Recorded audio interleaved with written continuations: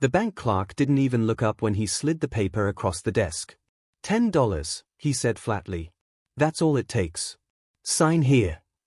Most people would have laughed. Some would have walked away. A few might have asked why a piece of land, nearly 20 acres, with a house still standing, was being sold for less than the price of a sandwich. But Ethan Cole didn't ask. Because Ethan knew what it meant when a bank wanted something gone that badly. It meant history. It meant trouble. And sometimes, it meant secrets no one wanted unearthed. The property sat 3 hours outside town, buried deep in desert plains most people pretended didn't exist. No neighbors. No cell signal. No second chances. The house itself was old, weather-beaten wood, a sagging porch, windows like blind eyes staring out across the dust. The listing said vacant. The silence said otherwise. Ethan stepped out of his truck just before sunset, boots crunching against dry earth. The wind rolled low across the land, carrying a smell that made him stop cold. Not decay. Not rot. Hay. Fresh hay. His hand tightened around the truck door as he scanned the property. Fences leaned crooked but hadn't fully collapsed. A water trough near the house was dry, but not cracked from years of neglect. Someone, or something, had been here recently. That's when he heard it. A single, heavy thud. Then another. Slow. Deliberate. Footsteps. Ethan's pulse climbed. The bank had sworn the place was empty. No tenants. No animals. No liability. That's why they'd dumped it for $10 and a signature. But the sound didn't lie. It came from the porch. Ethan rounded the side of the house and froze. Standing on the wooden porch, half in shadow, was the biggest horse he had ever seen. A massive gray stallion, muscles coiled tight beneath a dust-streaked coat. One front hoof lifted slightly, poised mid-step, as if deciding whether to charge or retreat. Its menere hung long and wild, black strands tangled by wind and time. Dark eyes locked onto Ethan with a sharpness that made his breath catch. This wasn't a ranch horse. This was a wild one. And it was guarding the house. For a long moment, neither moved. The horse's nostrils flared. Its ears pinned back, not in panic, but in warning. A challenge. Ethan slowly raised his hands, heart hammering against his ribs. He'd grown up around horses once. Before life had kicked him off course. Before the accident. Before he'd stopped believing he was good at anything that breathed and trusted. It's okay, he said quietly, though he wasn't sure who he was trying to convince. The stallion stamped once. Hard. The porch boards groaned beneath its weight. That's when Ethan noticed the marks. Deep gouges in the wood. Scratches along the door frame. A lock that had been smashed inward, not broken by rust, but by force. The horse wasn't trespassing. It had broken in. And whatever was inside that house, it had chosen to stay. The sun dipped lower, washing the land in orange and gold. Ethan knew better than to push his luck. A wild stallion cornered on a porch was a recipe for disaster. He took a step back. Then another.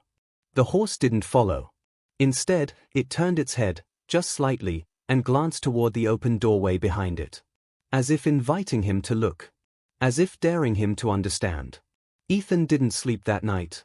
He stayed in his truck, parked at a distance, eyes fixed on the house. Once, in the middle of the night, he saw the horse move inside. He heard a soft, low sound, almost like a breath, or a rumble of memory echoing through old walls. At dawn, Ethan made a choice. He didn't call animal control. He didn't call the bank. He didn't run.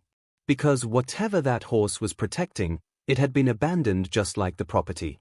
Just like Ethan had been, in his own way, after the accident ended his career and left him drifting from place to place, never staying long enough to fail again. By mid-morning, Ethan approached with a bag of apples and a bundle of old hay he'd brought from a feed store hours away. He set them down slowly, deliberately, then stepped back. The horse watched. Didn't move. Minutes passed. Then more. Finally, the stallion stepped forward, each movement careful, controlled. It sniffed the apples. Ignored them. Went straight for the hay. Ethan exhaled. Trust, even the smallest thread of it, felt like a victory. As the horse ate, Ethan dared to glance past it, into the house. And that's when he saw it. The walls inside were covered. Photographs. Notes. Old tack. Names carved into wood. Dates stretching back decades. A makeshift stable built into the living room. Medical supplies long expired. A journal nailed open to the wall. This wasn't neglect. This was devotion. Someone had lived here with this horse. Protected it. Hidden it. Until they couldn't anymore. The bank hadn't sold an abandoned property. They'd sold a secret. And standing between Ethan and the truth was a wild horse that clearly hadn't forgotten who it was waiting for. Ethan waited until the horse finished eating before he moved again. The stallion didn't flee. It didn't attack. It simply watched him, eyes dark, calculating, ancient in a way that made Ethan feel like the intruder, not the owner of the deed folded in his pocket. Slowly, carefully, Ethan stepped past the porch railing and onto the first creaking board. The horse shifted its weight but didn't block him. That alone felt like permission hard-earned. Inside, the house smelled of dust, leather, and something deeper, memory. The air was heavy, as if the walls themselves were holding their breath. The journal nailed to the wall caught his eye first. Its pages were yellowed, curling at the edges, written in a firm but tired hand. Ethan gently lifted it free, his pulse quickening as he read the first line. If you're reading this, then they finally sold it. And if the horse is still here, then I didn't fail him. Ethan swallowed. The writer's name appeared a few lines later, Samuel Harlan. The entries told a story that unfolded slowly, painfully. Samuel had been a former ranch hand, then a caretaker for animals nobody else wanted, injured horses, violent ones, those deemed too dangerous. Years ago, he'd found this stallion trapped in a barbed wire ravine, bleeding, furious, untouchable. They wanted him destroyed, Samuel had written. Said he was a threat. But I saw fear, not evil. Samuel brought the horse here, to this forgotten land, hiding him from authorities who would have put him down. Over time, the wild stallion became his purpose. His anchor. His reason to wake up each morning when the world outside seemed done with him. Ethan's chest tightened. The words felt uncomfortably familiar. As he turned the pages, he noticed the date stopped abruptly, 3 years ago. No explanation. No goodbye. Just silence. A sudden thump behind him made Ethan whirl around. The horse stood in the doorway now, filling the frame like a living statue. It wasn't aggressive, but it wasn't relaxed either. Its ears flicked forward, then back. Watching Ethan with the intensity of a guardian. I'm not here to take anything, Ethan said softly. I just want to understand. The stallion took one step inside. The floorboards groaned under its weight, but the house held. The horse lowered its head slightly, breath warm in the cool room, eyes drifting toward the wall of photographs. Ethan followed its gaze. The photos told the rest of the story. Samuel standing beside the stallion, arm outstretched but never touching. Months later, the distance closing. A hand brushing a menere. A rope hanging loose, never tight. Trust built inch by inch. Then came photos of storms. Of fences repaired by lantern light. Of injuries stitched and healed. And then, hospital bracelets taped beside a final photograph. Samuel, thinner now, sitting on the porch. The horse standing beside him, head bowed. Ethan's throat tightened. Samuel hadn't abandoned the horse. He'd been taken from it. That realization landed hard. Suddenly, the bank's urgency made sense. The complaints. The warnings. The hush-hush sale. They hadn't wanted liability or guilt. The horse had been left behind on purpose. Outside, wind howled across the plains, rattling the windows. The horse shifted uneasily, hooves scraping the floor. Ethan felt it then, the tension, the unresolved grief that lingered like a wound that never healed. You're still waiting for him, Ethan murmured. The stallion snorted softly, not in anger, but something closer to frustration. Pain. That was when Ethan noticed the scar. Beneath the horse's thick menere, near its withers, a long-healed gash, ragged, uneven. Not from wire. Not from accident. From a fight. From being hunted. The realization hit Ethan like a punch. This horse hadn't just been hidden. It had been targeted. Ethan's past came rushing back in fragments he'd tried to bury. The crash, the doctors saying his leg would never fully recover, the racing career gone in a blink. The way people had stopped calling. The way the world had quietly moved on. He understood what it meant to be written off. That night, Ethan stayed inside the house. He didn't close the door. The horse lay just outside on the porch, massive body curled in a way that suggested exhaustion more than rest. Ethan sat by the doorway, journal in his lap, reading the last entry again and again. If something happens to me, promise me this, don't let him end up in a cage. He was born free. He deserves at least that. Ethan looked out at the dark shape on the porch. I don't know if I'm the right person, he whispered. But I won't fail you. At dawn, trouble came knocking. A dust cloud rose on the horizon. A truck. Then another. Ethan felt the horse tense instantly, muscles tightening, breath quickening. The truck stopped at the fence line. Two men stepped out. One wore a badge. The other carried a rope. Morning, the man with the badge called. You the new owner? Ethan's heart sank. The bank had finally sent someone. And they weren't here to talk. The horse stepped forward, placing itself between Ethan and the approaching men. For the first time, Ethan didn't step back. He stood his ground. Because some things, some lives, weren't meant to be sold, erased, or forgotten. The badge caught the sunlight as the man stepped closer. Property's been flagged, he said calmly, but his eyes weren't on Ethan. They were locked on the horse. We received reports of a dangerous animal on site. Wild stallion. No registration. No containment. The second man shifted the rope in his hands. The horse felt it instantly. Its ears flattened. Muscles rippled beneath its coat like a storm rolling under skin. A low sound rose from its chest, not quite a whinny, not quite a growl. A warning. Ethan stepped forward without thinking. He's not dangerous, Ethan said. He's just scared. The badge holder finally looked at him.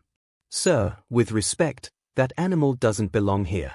This land was abandoned for a reason. Ethan felt something ignite inside him, anger, maybe, or recognition. No, he said. It was abandoned because someone didn't want responsibility. The man sighed. We can do this the easy way, or... The horse struck the porch hard with its hoof. The crack echoed across the plains like a gunshot. Both men froze. For a split second, Ethan thought the stallion was going to charge. He could almost feel it, the tension coiling tighter, the instinct screaming run or fight. Ethan raised his hand slowly, palm open, not toward the men, but toward the horse. Easy, he whispered. His voice shook, but he didn't pull it back. I'm here. The stallion's head turned. One dark eye flicked toward Ethan. Just for a breath. Then another step forward. The rope handler swallowed. He's gonna bolt. Or worse, the badge holder muttered. Ethan felt his old injury flare, the dull ache in his leg reminding him how fast things could go wrong. He planted his feet anyway. You take him, Ethan said, and you finish what you already started. The men exchanged looks. Sir, the badge holder said quietly, this horse has a record. Attacks. Property damage. Injuries. Ethan thought of the scar under the menhir. Thought of the journal. Thought of a man who had chosen exile over surrender. Records don't tell the whole story, Ethan said. The wind picked up, dust swirling around them, blurring edges, softening lines. The horse's breathing slowed, just a fraction, as Ethan stood his ground. Then, sirens. Distant. Faint. Coming closer. The badge holder cursed under his breath. Animal control's already on the way. Time compressed. Every instinct in Ethan screamed that if they took the horse now, there would be no appeals. No second chances. The system didn't leave room for nuance or mercy. Ethan made a decision that would have terrified the man he used to be. He stepped beside the horse. Close enough to feel its heat. Close enough that one wrong move could have ended him. The stallion tensed, but didn't strike. Ethan reached into his pocket and pulled out the folded deed. I own this land, he said, louder now. I own this house. And until you can prove otherwise, that horse stays. The badge holder hesitated. The rope handler didn't. He lunged forward. Everything happened at once. The horse reared, front legs lifting high, a powerful scream tearing from its throat. The sound wasn't rage, it was terror. Old, deep, learned terror. Ethan moved without thinking. He grabbed the rope midair. Pain exploded through his leg as he stumbled, but he didn't let go. "Stop!" Ethan shouted. The rope burned his hands. The horse froze mid-rear, eyes wide, chest heaving. For one suspended moment, man and horse locked in chaos. Then Ethan dropped the rope. He raised both hands, slowly, deliberately, his back to the men, his face to the horse. "I won't let them take you," he said, voice breaking. "But you have to trust me." The stallion's hooves hit the porch hard. Dust settled. Silence fell like a held breath. The horse lowered its head, just an inch. Enough. The sirens grew louder. The badge holder stepped back. "This just got complicated." Ethan nodded. "It always is." Animal control arrived in a flurry of radios and clipped commands. Cameras appeared. Clipboards. Procedures. But something had shifted. The horse stayed. Didn't bolt. Didn't attack. Didn't flee into the desert like everyone expected. It stood. Beside Ethan. One officer muttered, "That's unusual." Ethan felt tears sting his eyes, not fear this time, but something else. Hope. After hours of arguing, paperwork, and threats of court orders, they left, for now. Temporary stay. Investigation pending. As the dust settled again, the land felt quieter. Heavier. Changed. Ethan sank onto the porch, breath ragged. The horse remained standing, watching the horizon long after the trucks disappeared. Ethan finally looked up at him. "You could have run," he said softly. The stallion turned its head. Their eyes met. For the first time, the horse stepped closer, close enough that Ethan could see every scar, every story written into muscle and bone. Slowly, cautiously, the horse lowered its head. Its muzzle brushed Ethan's shoulder. The contact was brief. Light. But it shattered something open inside Ethan he didn't realize was still closed. The first storm rolled in 3 nights later. It came without warning, dragging thunder across the desert like a warning growl. Ethan woke to the sound of rain slamming against the roof, the wind rattling loose boards, the house groaning under the weight of years it had carried alone. He was halfway to the door when he heard it. A sharp, panicked snort. The horse. Ethan grabbed his jacket and stepped out into the rain. Lightning split the sky, illuminating the stallion pacing near the fence line, head high, body rigid. This wasn't restlessness, it was memory. Storms did that to animals. They brought the past back too clearly. "Hey," Ethan called, keeping his voice steady. "It's okay." The horse didn't look at him. It stared toward the far edge of the property, where the land dipped into a shallow ravine swallowed by darkness. Another flash of lightning revealed something Ethan hadn't noticed before. A rusted gate. Bent. Twisted. Half-buried. And beyond it, movement. Ethan's stomach dropped. The horse reared, screaming, the sound ripped straight from old fear. He pulled against an invisible tether, hooves tearing into wet earth. Ethan ran. By the time he reached the ravine, rain plastered his hair to his face and his leg burned with every step. He skidded down the muddy slope and saw it clearly now. A truck. Parked where it didn't belong. And men. Not officials. No badges. No clipboards. Hunters. Flashlights swept across the ravine, beams cutting through rain and brush. "Found the fence," one voice said. "Told you he'd still be here." Ethan's blood ran cold. This wasn't about safety. This was about money. He backed away slowly, but his boots slid in the mud. The sound was enough. Flashlights snapped toward him. "Hey," a man barked. "Who the hell are you?" Ethan didn't answer. He ran. Behind him, the horse broke into motion, thundering down the slope, a force of nature unleashed. The men shouted. One slipped. Another raised something dark and unmistakable in the lightning flash. A gun. Ethan reached the fence first, fumbling with the rusted latch. "Come on," he gasped, hands shaking. The horse crashed through beside him, splintering old wood like it was nothing. Mud flew. Rain blurred everything. A shot rang out. The sound cracked the night open. The horse screamed, not hit, but close enough to feel death brush past. He bolted toward the open plains, power and terror colliding in every stride. Ethan followed as far as his leg allowed, lungs burning, shouting into the storm. "Don't go!" The horse slowed. Just once.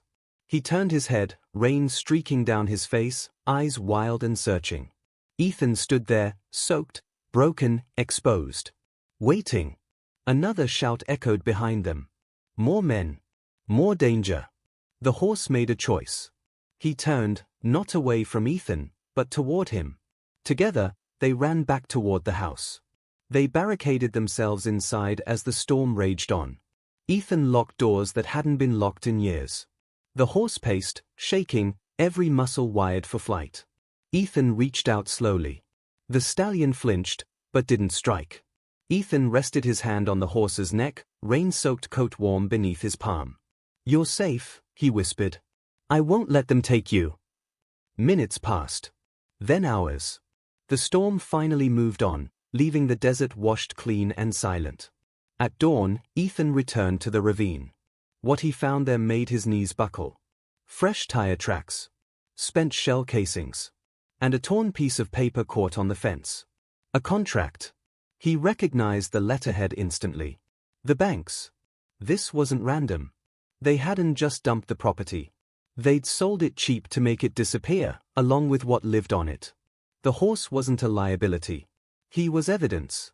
Ethan sat in the dirt, rain drying on his skin, the weight of it all settling heavy in his chest. He thought of Samuel. Of the journal. Of a man who had protected the horse until he physically couldn't anymore. Ethan made a decision. He called the one person he hadn't spoken to in years. His sister, Claire. A lawyer. By sunset, she arrived. She took one look at the horse standing protectively beside Ethan and said quietly, "You weren't supposed to find this, were you?" Ethan shook his head. Neither was he. Claire listened as Ethan told her everything. The journal. The hunters. The contract. The silence. When he finished, she exhaled slowly. "This isn't just about a horse." "No," Ethan said. "It's about what they tried to bury." The horse stepped closer, pressing his head briefly against Ethan's shoulder. Not in fear. In trust. The courtroom was quieter than Ethan expected. No shouting. No drama. Just the steady hum of fluorescent lights and the soft shuffle of papers, like the world pretending nothing extraordinary was about to happen. The horse waited outside. He stood in the shade of an old cottonwood tree near the courthouse parking lot, trailer doors open but unused. He refused to step inside. Wouldn't even lower his head. Ethan didn't force him. Some battles weren't won with ropes. Inside, Claire laid everything out. The journal. The photos. The shell casings. The contract. And finally, the truth. Years earlier, Samuel Harlan had filed a complaint against a private land development group tied to the bank, illegal fencing, unregulated capture of wild horses, and covert resales to private buyers overseas. Dangerous horses. Untrainable horses. Horses that were worth more dead than alive. Samuel refused to give up the stallion. Hid him. Protected him. Exposed the practice. Then Samuel got sick. And when he was gone, the land became inconvenient. The bank's attorney tried to argue liability. Risk. Public safety. Claire stood and said calmly, "If safety was the concern, why send hunters in the night?" Silence answered her. The judge didn't rule that day. But investigations began. By sunset, the bank froze the property sale. By the end of the week, indictments followed. Ethan walked back outside with legs that felt like they barely held him up. The horse lifted his head when he saw him. Ethan stopped a few feet away. He didn't reach out. Didn't call. He just stood there, breathing, letting the moment choose its shape. Slowly, the stallion stepped forward. No hesitation this time. He pressed his forehead gently against Ethan's chest. Not a flinch. Not a test. A decision. Ethan closed his eyes, hands resting against the horse's neck, feeling the steady beat beneath skin and muscle. For the first time since the accident, since the loss, since the years of drifting, Ethan felt rooted. Not fixed, but whole. They didn't separate the horse from the land. Instead, the land was protected. Declared a conservation site. Samuel's name etched into the gate. The horse listed not as property, but as a protected living symbol. Ethan stayed. He rebuilt the fences. Repaired the house. Left the porch board scarred, on purpose. Some marks deserved to remain. The horse never wore a saddle. But he stayed close. Children from nearby towns came to see him. Veterans, too. People who understood what it meant to be written off. The stallion never let everyone near, but he chose some. And when he did, something in them softened. Ethan started teaching again, not racing, not winning, but listening. Trust. Timing. Respect. Months later, on a quiet evening, Ethan sat on the porch as the sun bled gold across the plains. The horse stood beside him, calm, powerful, present. Ethan opened Samuel's journal one last time. The final line wasn't a warning. It was a hope. If he ever let someone stand beside him without fear, then he's finally home. The horse lowered his head, resting it against Ethan's shoulder. He had been waiting. Not for rescue, but for someone willing to stay. If this story moved you, don't let it end here. Like, subscribe, and share it with someone who believes that trust can survive even the deepest scars. Because sometimes, the greatest thing hidden inside a forgotten place isn't what was lost. It's what was saved.